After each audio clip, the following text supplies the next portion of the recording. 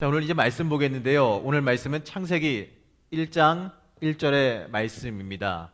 자, 오늘 제가 주제로 잡은 것은 사도신경입니다. 하나님을 향한 고백이라고 제가 이제 제목을 잡아봤고요. 그리고 첫 번째 강의가 이제 하나님의 존재에 대한 고백입니다. 우리가 인생 살면서 가장 중요한 게 무엇이냐면 내가 누구냐의 고백도 중요하지만 하나님 앞에 하나님은 누구십니다의 고백도 굉장히 중요한 줄로 믿습니다. 자, 이제 말씀 보게 되면 자, 여러분 잘 알고 있는 말씀이죠. 창세기 1장 1절 말씀입니다. 자, 이건 굳이 이렇게 띄워주셨네요. 자, 그 앞에 보면서 하죠. 동시에 이건 외워도 될 것 같아요. 그렇지 않습니까? 자, 같이 한번 시작해 보겠습니다. 시작. 태초에 하나님이 천지를 창조하시느니라. 아멘. 할렐루야. 여러분, 이 수요 성서 아카데미에 오신 여러분들 축복하고 환영합니다. 이번 주부터 저와 함께 이 3주 동안 나누실 내용은 사도신경입니다. 자, 사도신경. 자, 여기에 오신 분들 정도쯤 되면 교회 좀 나오셨다 싶으신 분들이면 상당히 친숙한 내용이죠.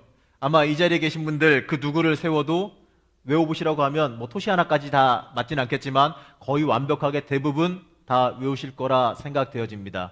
기양수 선생님 그죠? 깜짝 놀라셨어. 자, 안 시킬게요. 자, 대부분 성경책 앞에 열면 제일 먼저 그 껍데기 열면 바로 뭐가 있죠?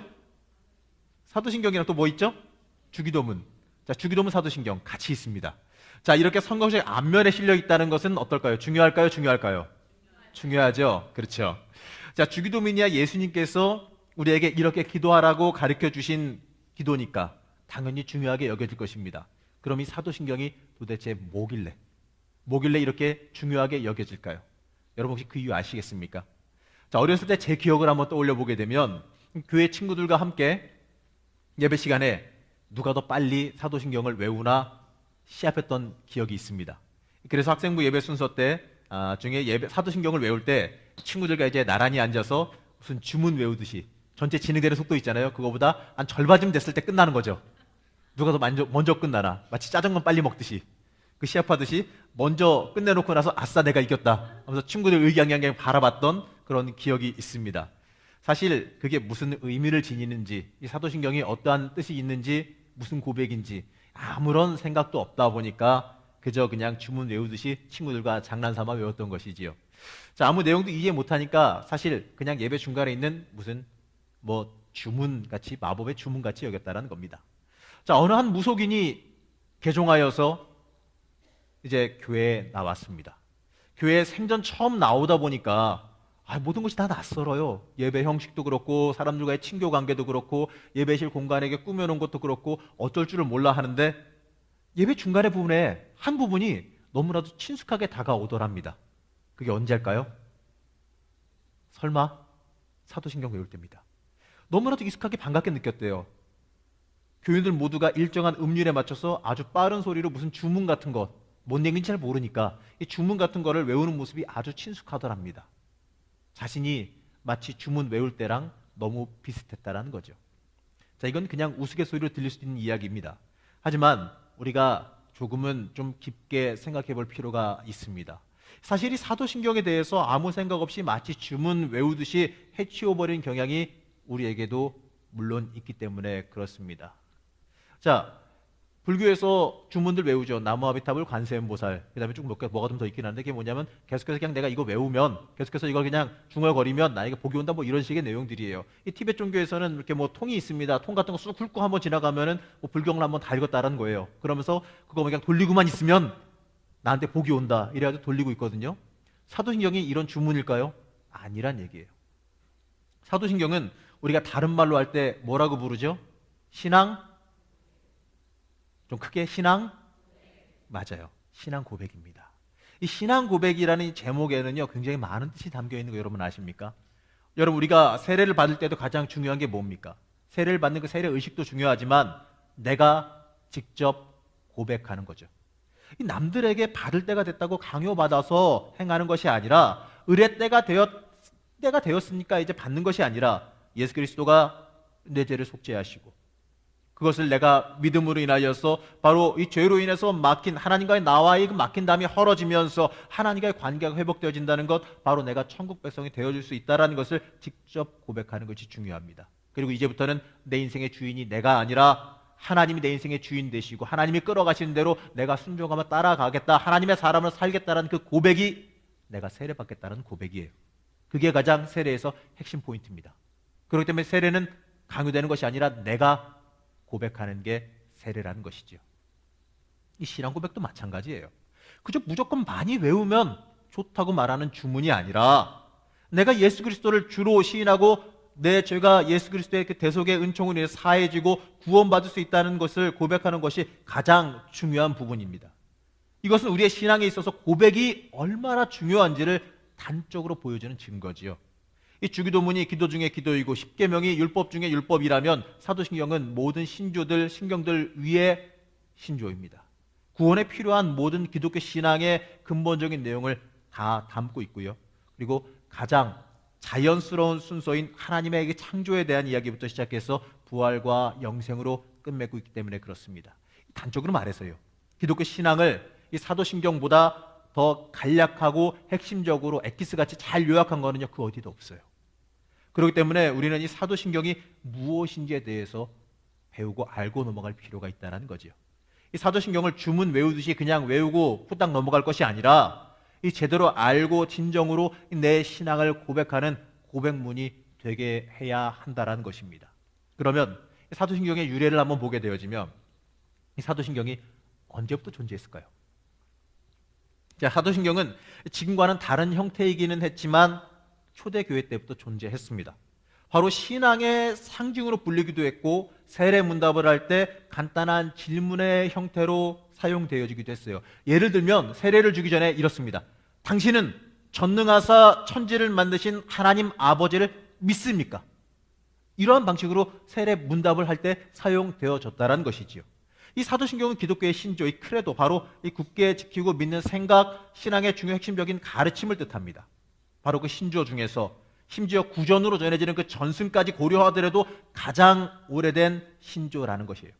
유대 전승에서 사도신경은 예수님이 승천하신 지 열흘 만에 사도들이 직접 한 절씩 작성한 것이라고 내려오기도 합니다. 바로 성령 강림절 이후에 사도들이 흩어져서 사방으로 복음 전하게 가게 되었는데 그 전에 함께 모여서 새로 복음을 믿은 사람들이 서로 확인할 수 있는 증표를 만들기로 했다는 것이지요. 그러나 이건 전설이고, 전설의 고향에나 나오는 전설이고 실제로 그걸 믿는 학자는 없습니다. 하지만 사도들이 기록하지는 않았을지라도 이 사도신경의 예수 그리스도의 이 사도적인 메시지, 그것은 너무나도 잘 요약되어져 있기 때문에 사도신경이라고 부르게 되는 것이지요. 사도신경은 어느 순간에 사람들에 의해서 어느 순간 모아서 학자들이 다 모이고 회의해가지고 한 번에 딱 정리돼서 나온 건 아닙니다. 먼저 사도신경의 첫 번째는 구전, 말로 전승되는 거죠. 구전으로 형태가 좀 다르게 전승되어 오던 것이 기독교의 전통적 신앙의 핵심적 가르침들이 지속적으로 이렇게 전승되어 오다가 구체적으로 문서화되기 시작합니다. 일반적으로 우리가 말할 때 앞에도 나와 있지만 이 주 100년경에 정립되어져 가는 것이죠. 성서도 이때쯤에 정립되어져 가요. 이유가 뭐냐면 이제 주님 곧 오실 줄 알았는데, 우리가 살아생전에 오실 줄 알았는데 아니잖아요. 점점 사도들이, 증인들이 이제 늙어서 죽어갑니다. 순교해 갑니다. 그러니까 우리가 생각할 때 지금 당장 주님이 오시는 게 아니겠구나, 주님이 오실 날은 우리가 알 수 없으니까 대비해야겠구나, 그러면 이것들을 갖다가, 이 말씀들을 갖다, 복음들을 갖다가 문서로 남겨야겠다라고 해서 기록되기 시작했던 게 성서거든요. 그와 동시에 이 사도신경도 기록되어지기 시작한다는 겁니다. 일반적으로 주 100년경에 이 정립되어 가던 그 당시에 기독교의 신학적인 교리들이 정리된 것이 이 사도신경의 뿌리라고도 말해요. 일반적으로 주 100년경에 이 정립되어 가던 것들이 계속 다듬어지게 된다는 거죠. 자, 그러면 주 215년경에 로마신경이라는 것이 기록되게 되는데, 이 히폴리투스의 사도적 전통이라고 하는 그 책에서 사도신경의 원시적인 형태가 기록되어집니다. 그것이 바로 로마신경입니다. 이 로마신경은 약 2세기 말에, 그러니까 170년에서 180년경에 로마에서 신학적으로 계속해서 다듬어져 가면서 이제 만들어져 가요. 그러면서 계속해서 만들어져 간 게 지금 우리가 보는 이 사도신경이라는 것이지요. 바로 증보판입니다. 기독교의 역사가 계속되면서 수많은 문제들을 만납니다. 이단의 문제도 만나고 여러 가지 어려움도 만난다는 것이죠. 그러면서 기독교 신앙을 명확하게 정립할 필요를 느끼게 되니까 계속해서 구성하고 정리하고 만들어가게 된다는 거예요. 그래서 오늘날의 이 사도신경 본문이, 우리가 읽는 그 사도신경 본문이 완전히 확정된 것은 흔히 말하기를 학자들은 7세기에서 8세기경이라고 말을 해요. 그리고 사도신경이라는 이름도 처음 쓰인 건 언제냐면 390년에 암브로시우스라는 사람이 처음으로 썼습니다. 그리고 범교회적 국가적으로 계속해서 널리 쓰여진 것은 이제 프랑크 왕국의 이 샤르망 대제, 왠지 역사 공부하는 것 같죠? 공부 그냥 흘려들어도 괜찮습니다. 이 샤르망 대제가 그때 처음으로 사용하게 되어지지요.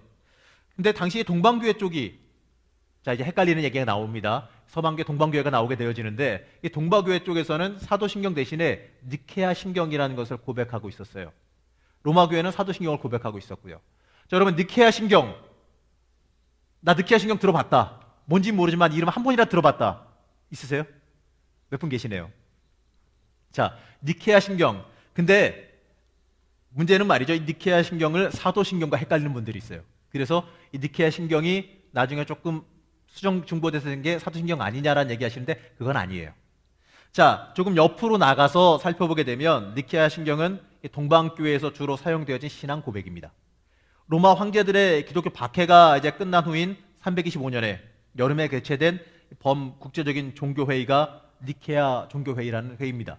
이 콘스탄티누스 이 대제가 로마 제국 동부에서 리키니우스를 이기고 이제 정권을 장악하게 되었을 때에 교회는 예수 그리스도의 그 신성에 대한 문제를 둘러싸고 논쟁이 생겨요.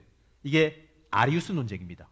이 아리우스 논쟁에 휩싸여서 교회가 찢어지려고 합니다. 분열을 하려고 그러니까 이 콘스탄티누스 대제는 이 분열을 해결하기 위해서 니케아에서 종교회의를 개최해서 이 니케아 신경을 학자들과 함께 목사들과 함께 만들게 되어지는 것이죠. 뭐냐면 바로 올바른 신앙의 고백, 바로 하나님에 대한 신학을 정비하게 됩니다. 주된 내용은 뭐냐면 성부, 성자는 하나라는 내용이죠. 간단하게 말하면 이겁니다. 예수 그리스도는 하나님이시다. 바로 그 내용을 고백하게 되는 것이죠. 다만 이 두 가지가 이제 오다가 동방정교회보다는 이제 로마 교회가 이기게 됩니다. 흔히 말해서 이제 바울과 베드로의 싸움에서 베드로가 이겼다라고 흔히 말하는데, 그래서 이제 로마 제국과 이 로마 교회가 정치적 싸움에서 승리하게 되니까 이 주류를 이루게 되니까 당연히 사도신경이 주요한 신앙 고백으로 자리 잡게 되었다는 것이죠. 이거는 뭐 그냥 기독교의 역사입니다. 물론 정치적인 이유는 이렇다고 할지라도요, 사도신경은 무엇을 기반으로 하냐면 성경을 기반으로 합니다. 하나님 말씀에 기반으로 해서 형성된 거예요. 그렇기 때문에 신학적으로 철저한 고백이라는 것은 틀림이 없는 사실이죠. 지금도 우리의 삶 속에서 가장 확실한 신앙의 고백임에는 틀림이 없다라는 겁니다. 사도신경은 모든 신앙 고백 가운데에서 역사적으로 가장 큰 영향을 끼쳤는데, 개신교의 역사에 있어서도 사도신경은 정말 중요해요. 루터 하면 이제 좀 많이 아시는 사람 이름이죠. 1529년에 대소요리 문답을 작성할 때에도 사도신경 먼저 풀었습니다. 칼빈도 기독교 강요를 구성할 때 사도신경의 구조를 그대로 갖다가 기독교 강요를 썼습니다. 20세기의 중요한 개신교 학자들인 칼바르트, 판넨베르그 뭐 이런 사람들도 사도신경을 기독교 신앙의 중요한 핵심으로 여기면서 그거부터 시작했어요. 그리고 사도신경은 무엇을 말하냐면 내가 믿는 하나님이 누구이신지, 내가 어떻게 믿는지, 믿는 사람으로서 어떻게 살아가야 하는지, 그리고 예수님이 누구이신지, 그리고 우리를 위해서 어떻게 고난당하시고 부활하셨는지, 또 그가 고난당하심으로 나에게 어떠한 일들이 일어나야 하는지를 명확하게 말씀하고 있다는 얘기입니다. 그리고 우리의 미래, 우리의 갈 곳이 어디인지까지도 명확하게 알려줍니다. 한마디로 기독교 신앙의 가장 핵심적인 그 엑기스, 단 몇 줄로 요약해놨다는 것이지요. 사실 이 사도신경 하나만 여러분들이 만약에 정확하게 신학적으로 다 인식하고 계신다면 그 어떠한 것이 와서 여러분들을 흔들더라도 흔들릴 수가 없습니다. 사도신경은 그냥 짧은 시간 안에 단순하게 기록된 기록이 아니기 때문에 그렇습니다. 아까 유래를 설명했듯이 기독교의 수많은 역사를 거쳐오면서 이 확립된 것인데, 수많은 이단 논쟁, 신학적인 논쟁, 역사적인 문제를 다 거쳐오면서 정제되어진 것이기 때문에 그렇습니다. 그렇기 때문에 이 사도신경은 그냥 우리가 주문 외우듯이 후다닥 외워버릴 것이 아니라 곱씹어 보면서 이해하고 내 인생의 고백, 내 신앙의 고백으로 고백할 수 있어야 합니다. 사실 저도 이 사도신경 준비하면서 좀 고민이 좀 많았어요. 수많은 대형 신학자들이 다루었고 지금도 많은 신학자들이 인생을 걸고 연구해서 사도신경 해설을 내어놓는데 단 3주 동안 설교를 하자니까 사실은 좀 난감했습니다. 욕심은 좀 나는데. 저도 이제 조직신학 박사로서 이제 좀 욕심은 나는데 굉장히 난감했거든요. 그래서 몇 번 마음만 먹다가 넘어갔어요. 근데 요즘 예배를 인도하면서 수시로 신앙 고백을 할 때에 마음으로 이제 강하게 감동이 다가와서 이제 준비를 하게 되었습니다. 아무래도 학문적인 고백이고 신학적으로 따져둘 수밖에 없다 보니까 제가 장담하는데 재미없어요. 진짜 재미없어요. 내가 봐도 재미없어요. 온 거 봤는데도 재미없어요. 하지만 여러분 재밌자고 신앙생활 하는 것도 아니고 재밌자고 설교 듣는 것도 아니니까 무엇보다 내가 믿는 것의 본질이 무엇인지는 한번 심각하고 명확하게 바라볼 필요는 있지 않겠습니까? 그러니까 이번 3주 동안 부디 빠지지 마시고 집중하셔서 내 신앙을 조금이라도 더 확립하는 계기가 되셨으면 하는 소원이 있습니다. 그리고 재미없으시면 그냥 주무세요. 아마 재미없으니까 보다가 저게 뭔 소리야 이러면서 주무실 수도 있는데 그냥 그것도 은혜라고 여깁시다. 그냥 코 골면 그냥 옆에서 그냥 깨워만 주세요. 뭐 존다고 제가 뭐 이렇게 세우거나 질문을 가하거나 뭐 사순경 외워보세요 뭐 이런 거 안 할게요. 자 그러면은 자 이제 오늘은 1절을 다루려고 그러는데 화면 한번 띄워주시겠습니까? 자 1절입니다. 사도신경의 1절 한번 읽어볼까요? 시작.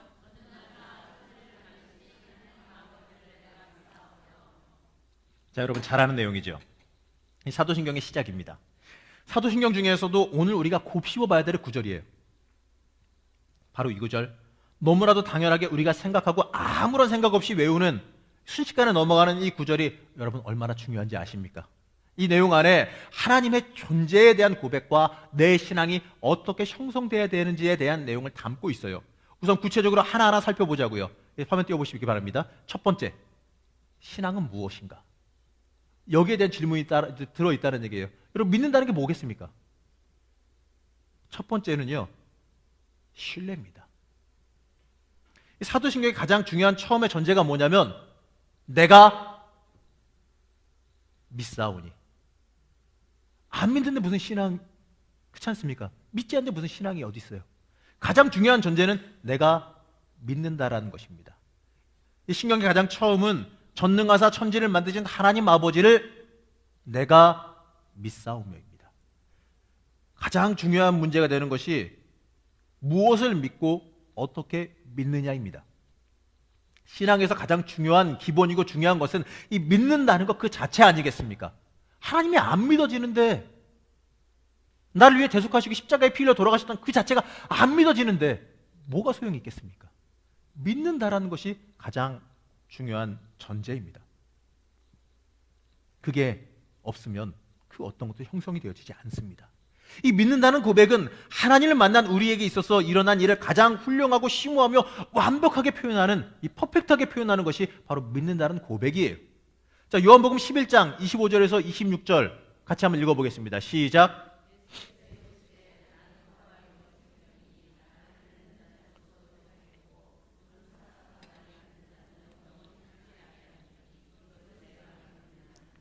바로 예수님께서 하신 이 질문의 완벽한 대답, 이 질문에 대해서 우리가 할 수 있는 완벽한 고백이 뭐겠습니까?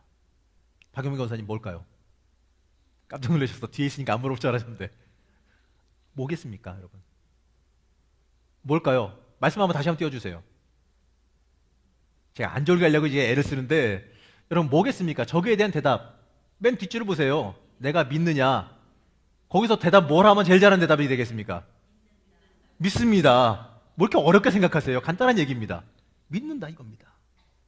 내가 믿는다. 그 고백이에요. 내가 예수님을 전적으로 만났으면, 내가 경험했으면 믿어줄 수밖에 없는 거 아니겠습니까? 내가 암만 내 머리가 이성이 아니라고 얘기할지라도 내가 직접 하나님 만나고 체험했다면 어쩌겠어요? 내가 그 기적을 경험했는데, 이적을 체험했는데, 하나님을 내가 인격적으로 진짜 만났는데 어떡하겠습니까? 믿어지는 거예요. 그때는 믿는다의 고백입니다. 이 내가 믿는다는, 여기에서 믿는다는 거에서 우리의 주체적인 신앙이 정립되어지고 맙니다. 이 고백은 바로 내가 하나님을 만났기 때문에 할 수 있는 고백이에요. 그리고 중요한 것은 누구를 믿느냐, 이게 중요한 거 아니겠습니까? 믿는다라는 것이 무엇인지는 알겠는데 그러면 누구를 믿느냐라는 그 방향성, 신앙의 방향성이 정말 중요합니다. 조금 전에도 말했지만 하나님과의 인격적인 만남이 믿음의 고백으로 이어진다라고 했어요. 그렇기 때문에 믿음은 성부, 성자, 성령 하나님과의 만남에 그 만남에서 완성되어지는 것이지요.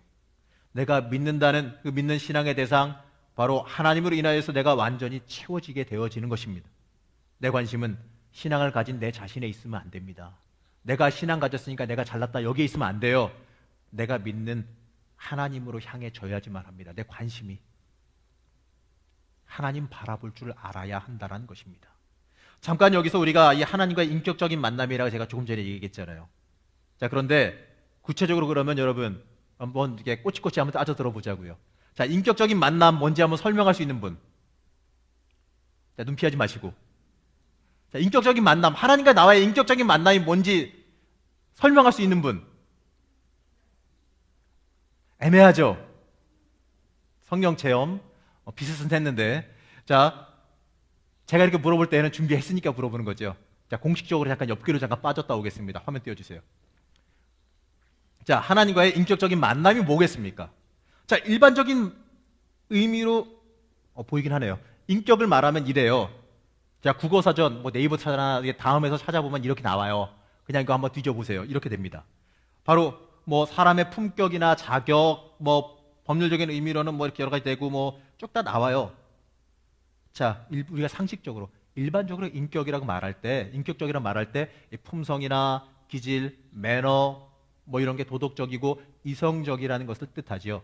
다시 말해서 본능에 의존하지 않고 비이성적이거나 반윤리적이지 않고 사회적인 규범을 잘 따르기 때문에 동물보다 대비해서 사람다운 기본적인 품격을 갖췄을 때 인격적이라고 말합니다. 하지만 성경에서 말하는 그 인격적인 만남이, 하나님과의 그 인격적인 만남이 이걸 얘기하는 건 아니거든요.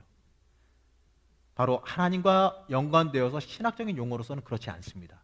자, 인격적인 만남이라는 것은요, 창세기 말씀에 근거하게 되는데요. 창세기 1장 26절에서 27절 말씀을 한번 읽어보겠습니다. 시작.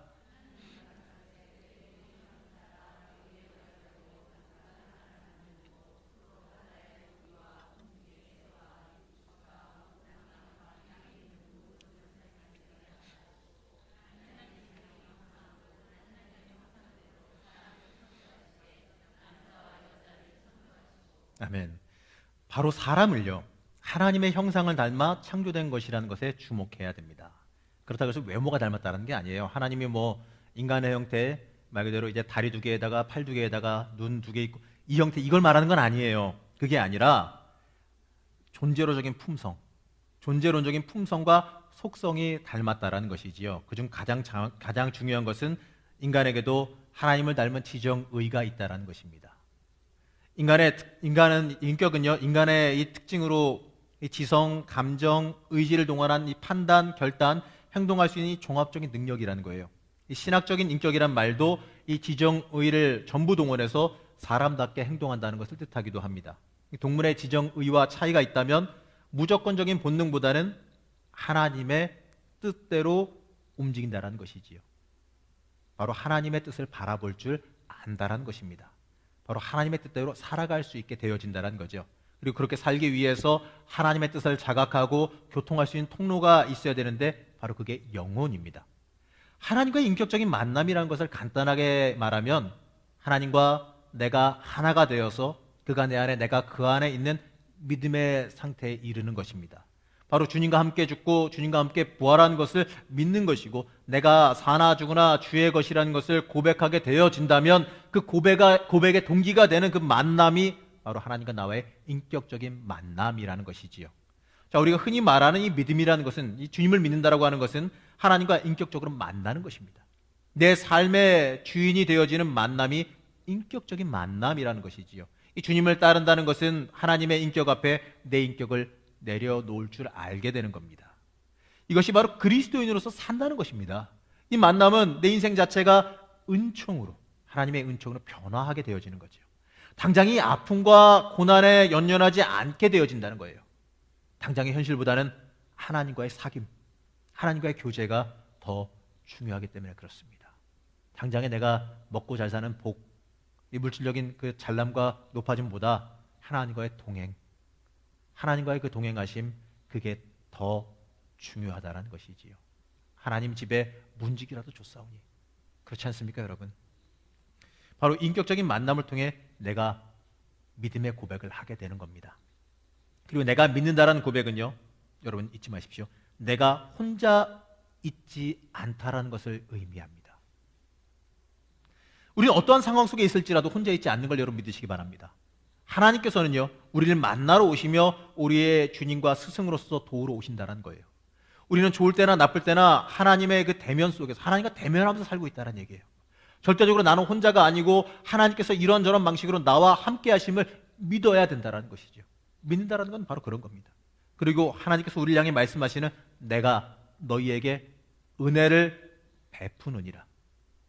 이게 모든 기독교 사상의 중심 개념입니다.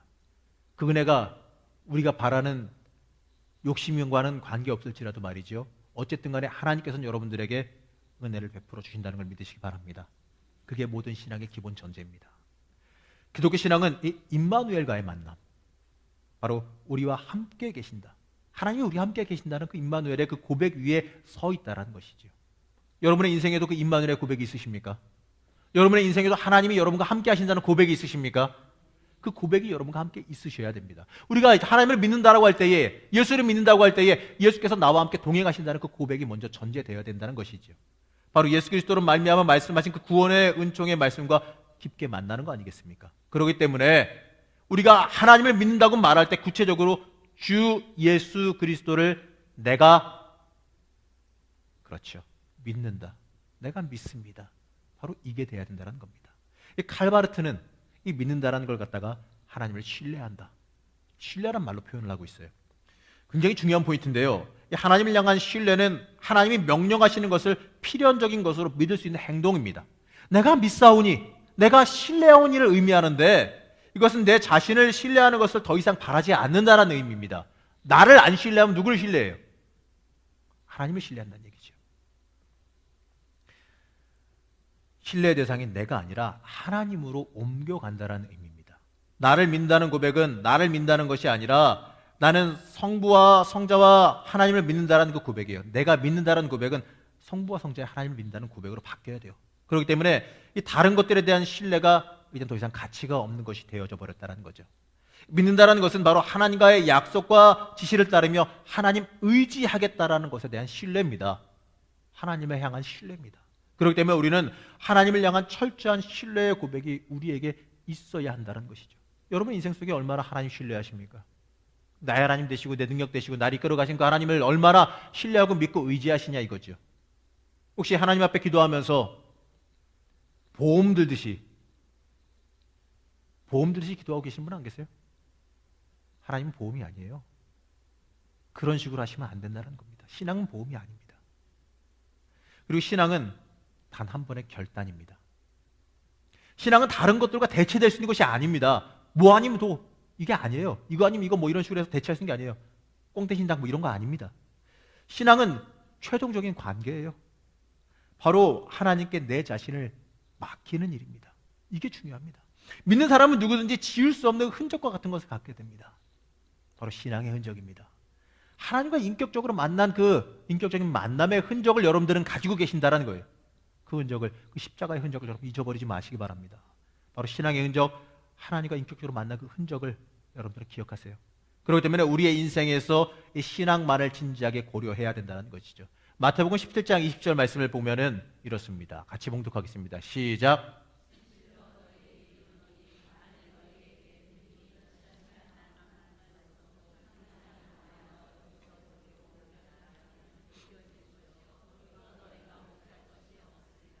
아멘.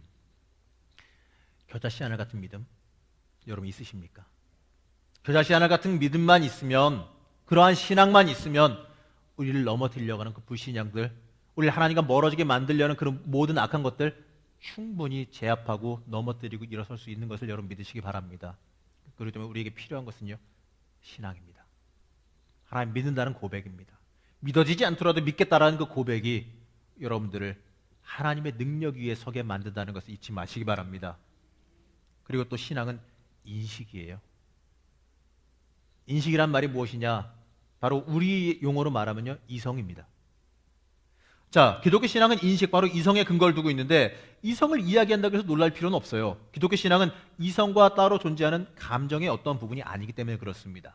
어느 순간에 갑자기 뜨거워지면서 그 감정에 휘둘려가지고 열광하고 이러면서 하나님 내가 헌신하겠습니다. 이게 아니란 얘기예요. 신앙적인 결단은 여러분 꼭 기억하시기 바랍니다. 어느 순간에 감정이 끌어올라서 뭐 하는 게 아니라 그리고 그 다음날 아침에 내가 왜 그랬지? 이게 아니에요. 충분히 내가 영적으로도 감동되어지고 신앙적으로 뜨거워져야겠지만 그러면서도 내 이성적으로도 동의할 수 있는 결단이 신앙적인 결단이라는 겁니다. 하나님께서 여러분들에게 이성을 주신 거는요, 신앙에 반대되는 개념으로 주신 게 아닙니다. 이성도 여러분에게 주신 축복입니다. 이성도 여러분에게 주신 성령의 은사입니다. 이성을 통해서 뭘 할 수 있냐고요? 하나님이 주신 일인지 아닌지, 하나님의 길인지 아닌지 분별할 수 있는 은사를 주셨다는 겁니다. 그렇기 때문에 여러분에게요, 신앙적인 열정과 뜨거운 감성도 중요하지만 이성도 중요하다는 겁니다. 무엇을 할 수 있는 이성이냐? 말씀에 근거해서 하나님의 뜻을 판단할 수 있는 이성이 중요하다는 이야기죠. 그렇기 때문에 여기서도 이성을 이야기합니다. 기독교 신앙은 이성과 따로 존재하는 감정의 부분이 아니란 얘기예요. 그래서 기독교 신앙은 불합리하거나 초이성적인 것이 아니라는 것이라 합리적인 것이에요.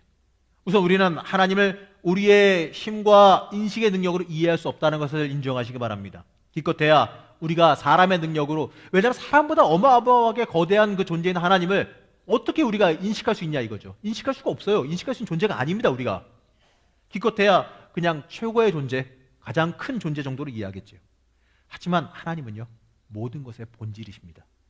기독교 신앙은 바로 이 하나님을 만나는 것에서 시작됩니다. 인식할 능력조차 없는 우리에게 하나님께서 이 조명이론인데 불을 밝혀서 보여주신다는 얘기예요. 하나님의 부분을. 그리고 조명에서 알려주시고 우리가 갈 길 어딘지 우리가 어떻게 합니까? 마치 견인차가 끌어가듯이 우리를 견인해 가시면서 하나님이 끌어가시고, 견인 이론처럼 우리를 끌어가시면서 우리가 하나님 만나게 되어진다는 거예요. 하나님의 접점, 하나님의 인도하심, 하나님의 그 계획하심을 우리가 그렇게 경험하게 알게 된다는 얘기죠. 바로 하나님의 전능하심을 인간의 능력, 바로 이성의 영역으로 깨달아 알게 되는 것이 이해된 신앙이라고 말합니다. 그렇기 때문에 신앙은 이성적인 인식, 바로 인식이에요. 본능적으로, 본질적으로 예수 그리스도가 생명의 진리시라는 것을 사람의 이성으로도 파악하고 인정하게 되어지는 것입니다. 신앙은 사람의 이성적, 바로 자발적으로 예수 그리스도의 그 진리, 그 안에 사는 것이라는 거예요. 맹목적으로 무조건 믿어라라고 강요하는 것이 아니라, 이해도 되지 않으면서 믿어라 하는 것이 아니라, 자기 암시를 거는 것이 아니라 인격적인 만남을 통하여서 하나님의 존재를 이성적으로 인식하고 예수 그리스도를 주인으로 고백하게 되어지는 겁니다. 기적 체험하면요, 하나님을 직접 만나고 성령 체험하고 또 하나님을 직접 인격적으로 만나게 되어지면 내 이성으로도 엎드릴 수밖에 없어요.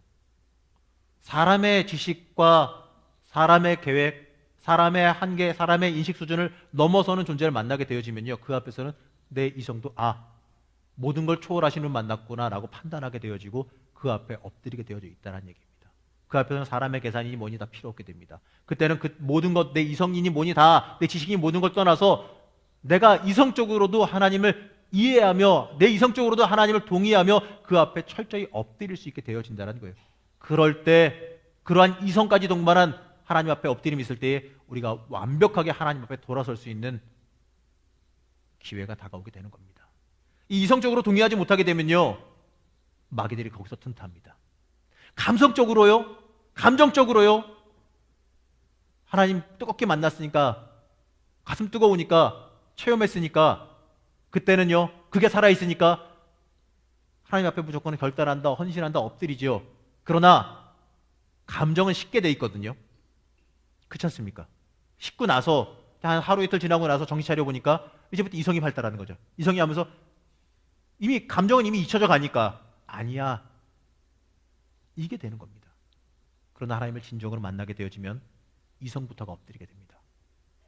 이성적인 판단, 감정이 식더라도 이성부터가 하나님을 인식했기 때문에 하나님을 벗어날 수가 없어요. 딴 생각 들려고 하려다가도 이성에서 막는 겁니다. 너 그러다 죽어. 어딜 가려고? 하나님 살아계신데. 네가 경험했잖아. 만났잖아. 브레이크를 걸어준다는 얘기죠. 하나님 떠날 수 있는 길을 막는다는 얘기입니다. 그렇기 때문에 기독교 신앙, 바로 예수 그리스도의 진리, 모든 보편적인 진리를 인식하는 것은요, 기독교 신앙의 모든 것을 지식적으로도 인식하게 되는 겁니다. 그렇기 때문에 우리의 신앙은 이성적인 인식, 바로 하나님을 철저하게 인식하는 것도 의미한다는 것입니다. 그리고 세 번째로 신앙은 고백입니다. 신앙은 고백이에요. 결단의 고백입니다. 하나님께서 역사적으로 존재하신다는 것에 대한 인간의 반응이기도 합니다. 하나님은 세상과 동떨어져 계신 분이 아닌 걸 여러분 인식하시기 바랍니다. 우리의 삶과 역사에 직접적으로 개입하시는 분이 하나님이십니다. 그렇기 때문에 신앙은 내 삶을 통한 역사적 순종이어야 합니다. 말이 멋있죠? 역사 순종이라니까. 그냥 여러분의 인생에서 그냥 순종하시라는 얘기예요. 하나님 동떨어져 계시고 저 멀리 계시니까 나랑 필요하고 내가 필요할 때만 만나고 내가 필요하고 뭐 바라는 거 있을 때 그때만 엎드려가지고 따로 가서 만나고 해결하고 나서 하나님 이제 좀 계세요. 나 여기서 가서 쉬다 올게. 이게 아니라 여러분의 인생 자체를 지배하시는 게 누구시라고요? 하나님이시라는 겁니다. 그걸 좀 인정하고 인식하고 살라는 얘기예요. 그게 바로 역사적인 순종을 좀 하라는 이야기입니다. 그리고 그러한 순종이 일어나는 곳에 역사적인 형태, 바로 역사적 신앙 공동체가 발생하게 되는 거예요. 바로 여러분들, 교회입니다. 그리고 그것을 통하여서 공동체 세계에 대해서 선교, 바로 전도의 행위가 발생하게 된다는 얘기죠. 여러분, 예수 믿으면요 나가서 전도하게 돼 있어요. 하나님 만나면 넘쳐 흘러서 전하게 되어 있어요. 그렇기 때문에 신앙은 역사적 움직임을 가져오는 고백이 되어져야 된다는 얘기예요. 말로는 그냥 뭐 이거보다 더 좋은 신앙인이 없지요. 그러나 행동은 말과 전혀 반대로 가고 있다면 그 사람은 미안하지만 하나님 못 만났습니다. 그 사람은 철저히 하나님 앞에 고백한 게 아닙니다. 진정한 신앙의 고백이라 말할 수가 없어요. 신앙은, 왜냐하면 신앙은 복종이기 때문에 그렇습니다. 잠깐 생각해보고 하나님 내가 좀 생각 좀 해보고 좀 판단 좀 한번 해볼게요가 아니라 하나님 만나고 체험했으면 그냥 그 앞에 알겠습니다라고 엎드릴 줄 아는 것, 복종이 바로 신앙이에요. 묻거나 따지거나 계산하지 않는 게 신앙입니다. 불신이나 거짓 믿음, 미신을 두고 믿음을 선택하는 선택적 복종이에요. 우리는 바로 우리의 인간적인 생각이나 인간적인 의지나 인간적인 체험이나 이 생각을 버리고 그냥 하나님 붙잡는 것. 내 손해보고 뭐고 계산이고 뭐고 에이 모르겠다 그냥 하나님 붙잡자. 이게 신앙입니다, 여러분. 그게 바로 복종적 신앙입니다. 그렇기 때문에 이 신앙의 고백은 우리의 현실을 벗어날 수 없습니다. 우리의 현실 속에서 영향을 끼치며 행하는 고백이 되어져야 합니다. 아무리 우리가 힘 있는 말로 강하게 고백할지라도 그 마음속에 하나님을 향한 사랑과 역사적인 순종이 없다면 아무런 유익이 없는 고백이 되어져 버린다는 거예요. 그렇기 때문에 우리가 행해야 되는 신앙 고백은 좀 무섭게 들리실지 모르겠지만 생사를 건 역사적 고백이어야지만 합니다. 여러분 기억하시지요? 수많은 순교자들의 고백, 초대교회 교인들의 목숨을 건 신앙의 고백, 그게 왜 나온 줄 아십니까? 바로 생사를 건 복종적인 고백, 역사적인 고백을 그들이 했기 때문에, 그 믿음의 신앙의 고백을 했기 때문에 그들이 그러한 선택을 할 수 있게 되어진 겁니다. 여러분들은 어떠한 고백을 하고 살아가십니까? 여러분의 인생, 여러분의 신앙에서는 어떠한 고백을 하시는지요? 신앙인으로서, 예수 믿는 자로서 하나님 은혜를 받았다고, 하나님을 위해 산다고 고백하면서 여러분들은 어떠한 고백을 하며 살아가시냐는 겁니다. 여러분은 생사를 건 고백을 할 수 있으십니까? 부디 바라건대 여러분들은 생사를 건 고백으로 하나님 앞에 서시기 바랍니다. 여기서 우리는 얼마나 하나님 앞에 생사를 건 신앙의 고백을 하는지 돌아봐야 된다는 거예요. 입술의 고백뿐만 아니라 내 삶의 고백, 내 영혼의 고백, 내 행동의 고백을 얼마나 행하고 있는지 스스로 돌이켜 볼 수가 있어야 된다는 겁니다. 얼마나 내 인생을 하나님께 복종하고 있는지 여러분 한번 점검해 보시기 바랍니다. 그리고 이제 믿는다의 고백을 넘어서서 하나님의 존재에 대한 고백을 이제 우리가 살펴보게 되는데, 자, 높은 데 계신 하나님입니다. 본격적으로 사도신경의 1절의 내용을 파고 들어가 보면 가장 먼저 볼 것은 무엇이냐면 하나님의 존재에 대한 고백에 대한 부분이에요. 하나님을 말하는 데 있어서 중요한 것은요, 하나님의 위치에 대한 고백이 먼저 있어야 됩니다. 하나님은 사람들의 일반적인 신이라 부르는 이 개념들과는 좀 다르십니다. 인간이 나중에 발견해서 인식하는 분이 아니라는 거예요. 모든 것 위에 계시며 모든 것을 제압하시고 홀로 진리 되시는 분이 하나님이십니다. 그렇기 때문에 하나님은 다른 것으로 대체될 수 있는 분이 아닙니다. 누가복음 2장 14절 말씀을 보면 이렇습니다. 화면 좀 띄워주세요. 같이 봉독하죠. 시작. 지극히 높은 곳에서는 하나님께 영광이요 땅에서는 하나님이 기뻐하신 사람들 중에 평화로다. 바로 이 말씀에서 나오는 지극히 높은 곳에 계신 하나님이란 이 개념에서 하나님에 대해 언급할 수 있는 모든 것이 다 함의되어 다 들어있다는 내용입니다. 우리의 최고의 감정, 노력과 이 직관을 다 초월하고 사람의 정신적인 모든 것까지도 다 초월해 계신 분이 누구시다? 하나님. 그걸 의미하고 있다는 얘기죠. 이제 하나님의 존재에 대해서 좀 더 자세히 나눠보기 전에 사도신경의 1절을 해석하기 쉽게 재번역을 한번 좀 해봤습니다. 우리가 알기로는 이제 구어체로 읽기 쉽게 좀 쉽게 말 그대로 우리가 지금 읽고 있는 사도신경은 옛날 방식으로 읽기 쉽게 그냥 시처럼 해놨는데 이걸 갖다가 학문적으로 우리가 좀 보려고 제가 좀 해석을 다시 했는데 화면 한번 띄워줘 보세요. 자, 우리가 알기로는 전능하사 천지를 만드신 하나님 아버지를 내가 믿사오며 이러는데 이렇게 표현될 수가 있어요. 한번 읽어볼까요? 시작. 나는 하나님 아버지께서 하늘과 땅의 창조주되시고 전능하심을 믿습니다. 이렇게 해석할 수가 있는데요. 나는 믿는다는 사람의 하나님을 향한 고백은 조금 전에 다뤘으니까 우리의 믿음의 대상이 되시는 하나님에 대해서 이 시간 좀 자세히 좀 살펴보겠습니다. 그럼 우선 첫 번째가 뭡니까? 아버지 하나님. 아버지 하나님. 여러분도 많이 고백하시죠. 아바 아버지 찬송도 부르시고 하나님 아버지 여러분께 기도할 때도 많이 하시는 건 아버지인데 자, 우선 이 하나님의 이 존재론적인 속성에 대해서 가장 먼저 할 수 있는 것이 하나님 아버지입니다. 그렇습니다. 우리가 고백하는 그 하나님은 우리의 아버지십니다. 인간적인 의미로서의 아버지가 아니에요. 근데 그 의미도 물론 포함하겠지만 그것뿐만이 아니에요. 하나님은 모든 것의 원천이 되시기 때문에 그렇습니다. 바로 그 하나님의 은혜의 시간 안에서 그의 자녀가 되도록 부르심을 받았기 때문에 우리가 하나님을 아버지라 부를 수 있게 되어졌다는 거죠. 우리 인간은 하나님의 자녀들이 아니라 하나님의 피조물입니다. 어딜 감히 하나님의 자녀의 존재겠습니까? 그냥 하나님의 피조물에 만든 존재예요. 나지 않고 지음받았어요. 성경에서 말하죠. 하나님께서 뭘로 지으셨다고요? 흙으로 만드셨잖아요. 나셨다가 아니잖아요. 여러분 지음받은 그냥 물건들입니다. 그냥 하나님 앞에. 그런데 하지만 그럼에도 불구하고 하나님 뭐라 그랬어요? 자녀로 불러주셨죠. 하나님의 자녀가 되어진다는 거예요. 그럼에도 불구하고.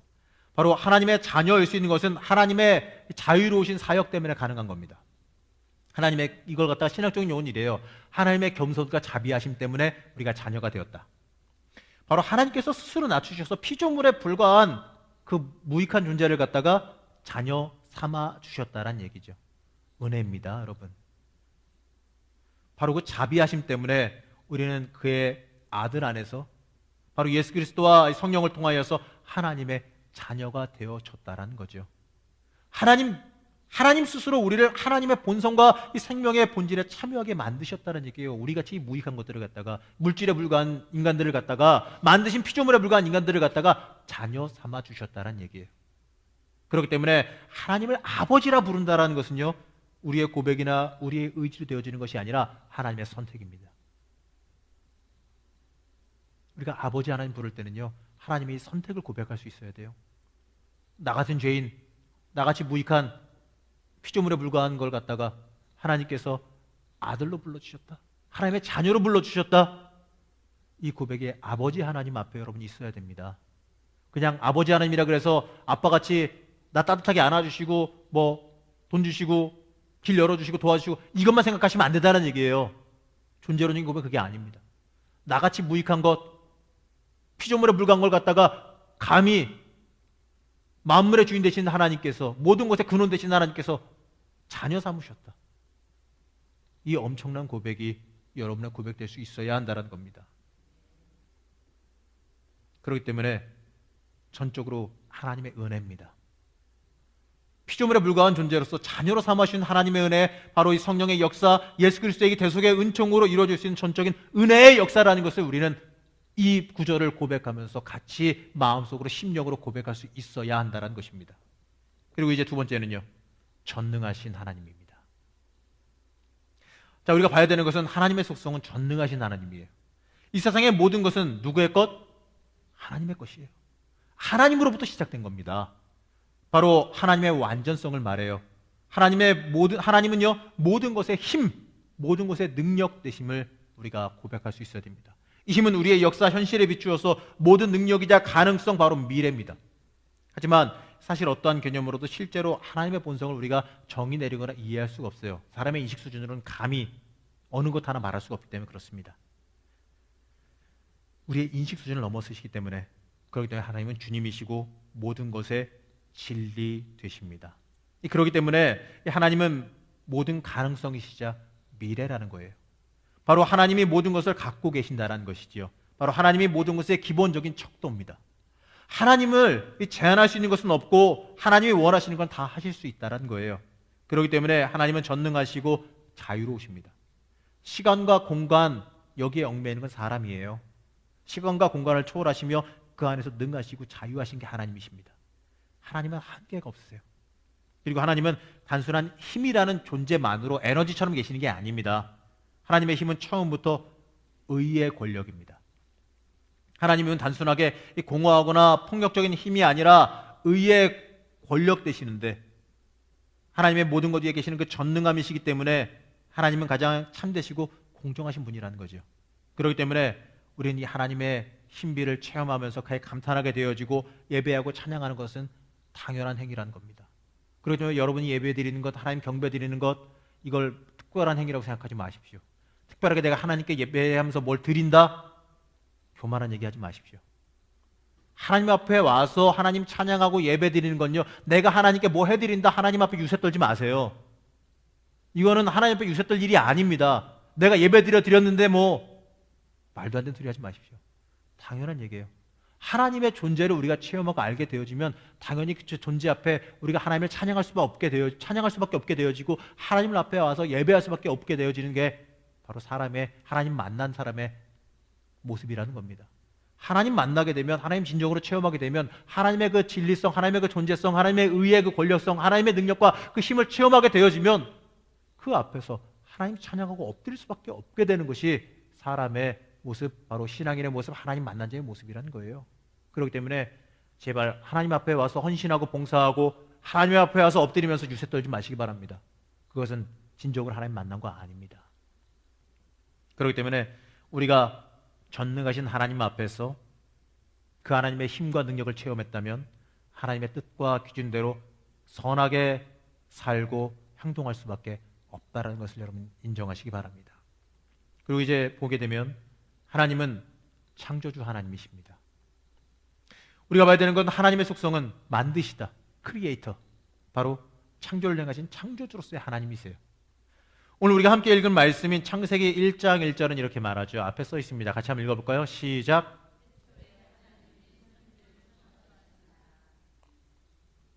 자, 우리가 믿는 성경의 시작 구절이죠. 근본되어지는 시작 구절입니다. 태초에 하나님이 천지를 창조하시느니라. 하나님이 만드셨다는 얘기예요. 기독교 신앙의 가장 기본적인 전제 조건은 하나님께서 창조하셨다는 겁니다. 기독교의 신앙의 신비 중에 가장 큰 것이 바로 이거예요. 뭐 기적을 낸 거 뭐고 이게 아니라 가장 큰 신비가 뭐냐면 하나님께서 무로부터 만드셨다. 재료를 가지고 만드신 것도 아니고 뭐 있던 걸 갖다가 고친 것도 아니고 아무것도 없는 상황에서 그냥 하나님의 능력으로 우리를 만드셨다. 이 세상을 만드셨다. 이게 가장 핵심입니다. 하나님께서 창조의 주인 되셨다라는 거죠. 하나님은 우리를 필요로 하지 않으시고 이 세계와 하늘의 땅도 사실 전혀 필요하지 않으십니다. 모든 영광과 모든 아름다움과 모든 선과 거룩이 다 하나님 안에 있기 때문에 그렇습니다. 하나님은 완벽하십니다. 바로 모든 것의 복의 근원 되시는 하나님이십니다. 그리고 하나님께서 창조하실 때 재료가 있거나 하나님 이전에 어떤 다른 것 통해 만드신 게 아니에요. 기독교 전통은 이것을 갖다가 이 무로부터의 창조라는 개념으로 말합니다. 아무것도 존재하지 않는 곳에서 하나님께서 창조하셨다는 것, 단순히 만드신 것이 아니라 이 창조하셨다는 것을 우리는 잊지 말아야 돼요. 그렇기 때문에 하나님은 영원하십니다. 유한한 우리와 시간과 공간에 있어서도 다르세요. 하나님은 시간의 주인 되시며 공간의 주인 되시는 걸 믿으시기 바랍니다. 피조물이 존재하는 것도 하나님이 원하실 때만 존재할 수 있는 것이죠. 피조물에게 자유가 있다면, 여러분에게 자유가 있다면 딱 하나예요. 창조주에게 복종하기 위한 자유만 있을 뿐입니다. 그거 여러분 억울할 필요도 없어요. 그 자유도 우리가 하나님 앞에 기계적으로 살아가는 게 아니라 우리가 하나님 앞에 엎드릴 수 있는 자유를, 우리 스스로 하나님 앞에 엎드릴 수 있는 자유를 주신 것만 해도 우리가 그 앞에 감사할 수 있어야 됩니다. 그렇기 때문에 창조의 근거는 하나님의 은혜입니다. 하나님의 은혜 위에 우리가 서 있는 거예요. 하나님의 살아있는 강력한 선물입니다. 그렇기 때문에 우리는 모든 것 위에 계신 하나님을 전적으로 고백해야 될 것이고 그 앞에 철저히 복종할 수 있어야 할 것입니다. 내가 존재하는 것 그 이유만으로도 하나님 앞에 감사할 수 있으셔야 됩니다. 여러분 얼마나 불평불만 많으십니까? 사람의 인생 살면서 저도 그렇지만 불평불만 덩어리인 것 같아요. 그러나 신학적으로 보게 되어지면요, 내가 존재하는 것, 이 세상에 존재하는 것만으로도 우리는 하나님 앞에 감사할 줄 알아야 한다는 것입니다. 그것도 다 은혜예요. 이 세상에 있는 것도 은혜라는 거 여러분 왜 깨달아 알지 못하십니까? 이 세상에 존재하는 것만으로도, 여러분이 존재하는 것만으로도 하나님의 은혜입니다. 하나님 여러분 필요 없어요. 그러나 하나님께서 여러분을 만드시고 존재하게 하셨다는 것만으로도 여러분은 감사로 여겨야 됩니다.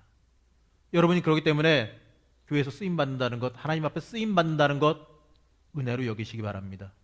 내가 뭐길래 하나님 앞에서 쓰임받고 하나님 보시기에 필요한 사람으로 살겠습니까? 은혜입니다, 여러분. 그걸 은혜로 여길 줄 알 때에 여러분들이 참다운 하나님에 대한 신앙을 고백할 줄 아는 사람이 되어진다는 걸 잊지 마시기 바랍니다. 그리고 이제 마지막은요, 하늘과 땅이에요. 자, 하나님께서 뭘 만드셨다고요? 그렇죠. 신앙 고백 1절에서 전능하사 천지를 만드신, 이렇게 고백하고 있죠. 흘려볼 게 하나도 없어요. 바로 이 부분을 통해서 하나님을 하늘과 땅의 창조주라고 표현하고 있습니다. 창세기 1장 1절에서 태초에 하나님이 천지를 창조하시느니라, 바로 이 말씀을 근거로 기록된 겁니다. 흔히 이 표현을 말해서 하나님께서 모든 만물을 창조하셨다는 것을 표현한 것이라 생각해요. 그냥 이게 천지를 만드셨다 하니까 하나님이 그래 모든 세상 다 만드셨어, 이렇게 단순하게만 생각하는데 그렇지는 않아요. 바로 여기서 말하는 하늘은 그저 우리가 바라만 보는 이 대기권, 성층권, 우주 있는 그 하늘만을 의미하지 않는다는 거죠. 여기서 말하는 땅도 그저 우리가 딛고 서 있는 땅을 말하지는 않습니다. 자, 먼저 하늘은 뭐냐면 사람이 상상할 수 없는 창조의 신비를 지칭해요. 그리고 땅은 사람이 상상할 수 있는 창조의 신비를 지칭합니다. 바로 볼 수 있는 것과 볼 수 없는 것으로서의 하늘과 땅을 의미한다는 거죠. 자, 이 사상이 형성되는 사람이 세계관이라고 하는 것을, 삶의 자리 세계관이라는 것을 넘어설 수가 없는데, 이게 기록된 게 언제쯤이냐? 이 사상이 형성될 때가 언제쯤이냐? 1세기잖아요. 그때의 생각은, 그때의 사상에서 어디 우주가 있고 대기권, 성층권이 어디 있어요? 그때의 개념으로서 궁창이죠. 그렇지 않습니까? 궁창의 개념이에요. 그리고 그 위에 하나님의 보좌, 바로 하나님이 계신 것, 이렇게 생각했어요. 그때 세계관으로는. 그렇기 때문에 거기에 입각해서 이걸 해석해야 되는데, 그렇게 하다 보면 하늘은 전적으로 무슨 의미냐면 우월성. 하늘은 우월하신 하나님의 개념입니다.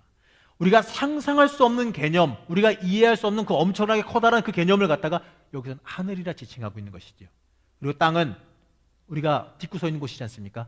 눈으로 볼 수 있는 것, 만질 수 있는 것이지 않습니까? 우리가 인식하고 알 수 있는 것을 갖다가 땅으로 표현한다는 거예요. 그렇기 때문에 우리가 보고 듣고 느끼고 생각하며 볼 수 있는 창조가 땅의 창조의 개념입니다. 인간의 이성이나 관념, 지성, 물리적인 것, 그 전부 다 땅의 개념이라는 거죠. 바로 사람이 생존할 것, 역사가 흘러갈 것, 그것이 땅의 개념이라는 겁니다. 바로 그 모든 것을 만드신 것이 하나님이시라는 거예요. 이 만물을 만드셨다, 천지를 만드셨다는 것이 무엇이냐면, 내가 인식하며 알고 깨달을 수 있는 그 모든 것 다 만드셨고, 내가 알지 못하고 내가 인식할 수 없고 앞으로 미래성도 마찬가지로 그 하늘에 들어가는 개념이거든요. 미래에 대한 부분, 앞으로 올 개념들, 이 모든 것들을 갖다가 누가 만드셨다? 하나님이 만드셨다의 고백입니다.